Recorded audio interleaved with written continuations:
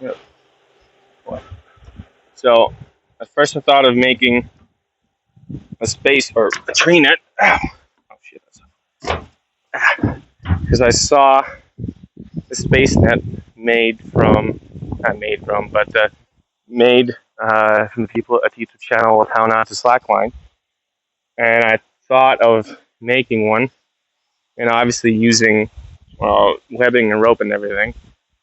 But given how much it would cost, I found a half-inch aluminum cable that I won for like $7, and there's still a couple hundred feet from it.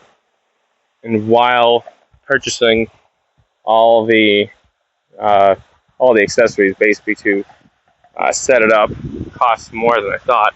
Still probably cheaper than using rope and webbing and Dyneema and everything else that you would need if you wanted to have a net this big around outside for multiple years and being able to support hypothetically like 10 people.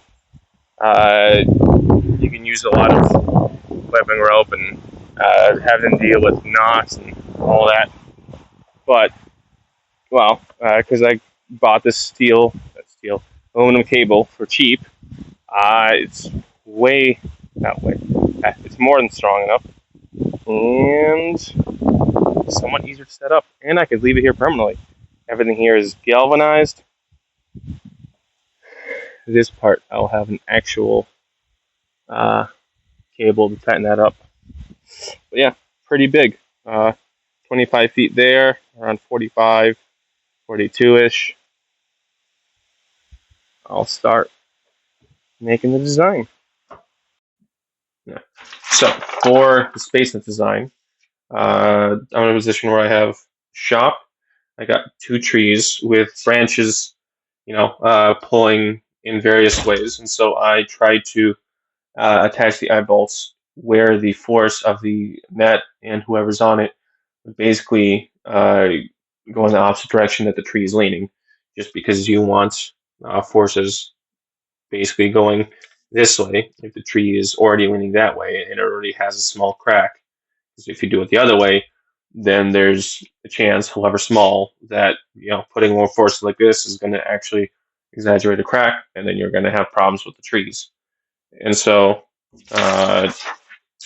from this layout, I chose branches. If you look from a top view, uh, that basically redirect the force towards towards, but basically away from the lean of the branches as possible. This is how big it is, so 25 feet, by around 40, so it's a fairly big area. I think the actual perimeter of just the aluminum cable weighs at least 100 pounds, but that's generally fine considering how strong every part is made to be. So I had generally had two designs, which is actually why I went with the aluminum cable. Uh, uh, the one, actually, no, the one that I didn't end up choosing was basically where you have the arc a large like a large eyeball going through a tree, and then because I wanted to basically make but because I wanted to have redundancies, my design, I was thinking of having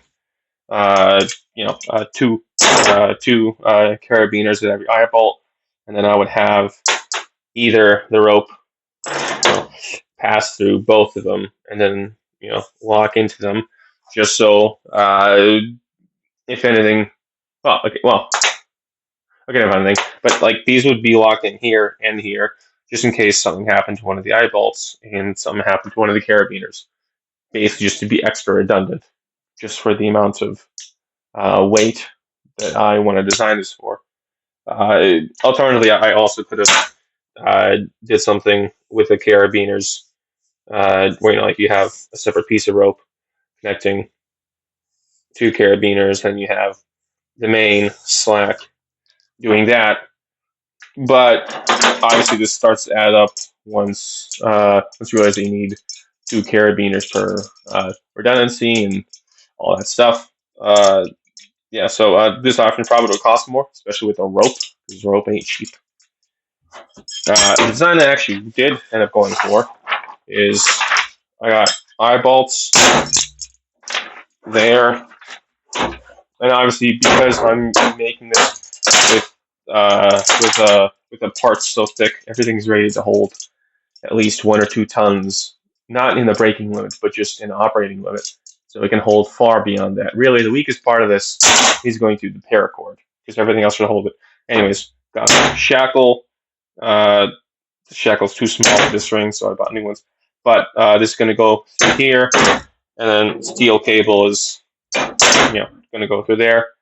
That's how I have it on 2 trees. And then for the part that actually connects to the shop, because yes, I have an eye bolt. Okay, well, I obviously got 2 of these coming in. I attach it to my shackle.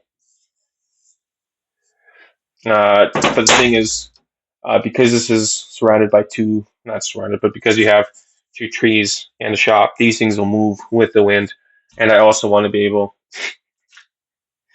I do that wrong. Anyways, I want to be able to adjust that, just because I don't want to have it tight or, well, super tight all the time, because I attach it to trees like 15 feet up. And so there's a little bit of sway. And so because of that, so I have the eyeball from the shop here. I'm going to have another shackle here, and I'm going to basically have, well, not have the ability, but because I want to be able to move this back and forth, just in case, I'm going to put another steel cable, basically with a custom length right here. Basically, just so I can move this back and forth, and I can also take it down much more easily. That and the fact that if I try to have both of these connect to the steel cable, it's hard to tighten it. Well, tighten it. It's basically hard to tension it, because it's not easy actually tightening half-inch steel cable, and because it's not easy basically putting this in and then putting the clips in, because you got to torque everything, and uh,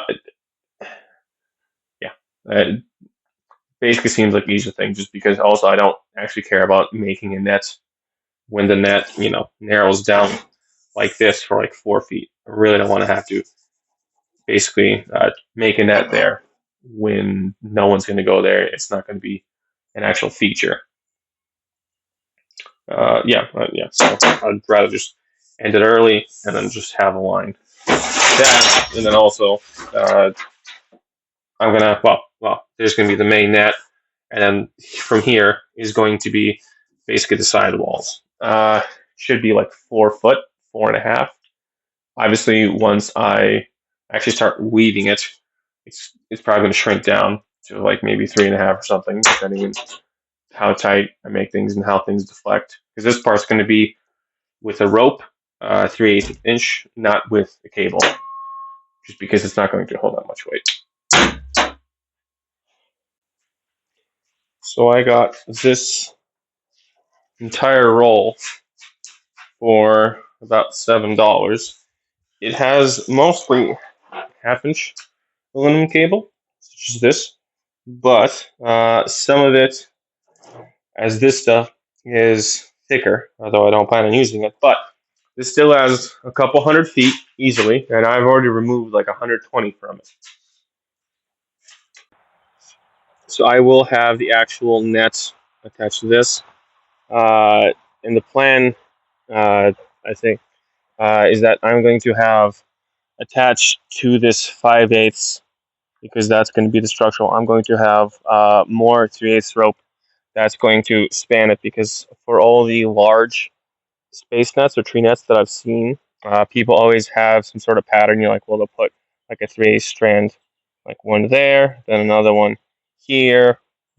Whatever pattern people do, it won't just be all paracord, because for something this large and this tall, Uh, Maybe it's safe. Well, yeah, it's probably good because weight distributes, but I want it to be safe to the point that I don't have to worry about it.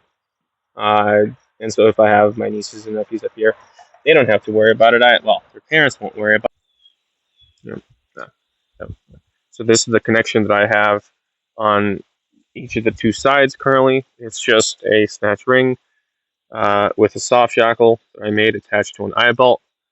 Uh, the one for the uh, wall is going to be up there. I'm going to replace this soft shackle with a hard shackle just for more permanent solution. And then I put basically garden hose that I cut in half and then zip tied. And I obviously don't need that many zip ties because they're all holding in place. But I attach that for the entire perimeter just because when you have nylon or just any rope rubbing, up against this and any knot that I have as it sits, it will move a little bit. And obviously, you don't want it to rub up against metal, even though it's softer aluminum. It's still not super smooth. It's still going to be much, much more abrasive than rope rubbing up against rope. Yep, and as an added bonus, obviously, be like some water. Okay, so it just rained. Let's see if yeah. So there's some water that obviously gets trapped in there, but I don't foresee that being a problem because uh, this is aluminum rope, and while water may get in there, it's not going to be there for long. Uh, and even though it'll freeze and such, because this is Minnesota, so water will get everywhere, it's not going to be a problem, at least for the aluminum cable. Maybe a problem for the rope, but if anything, the rope will absorb it, the water will travel through, and then it'll get heated by the sun and evaporate anyways. So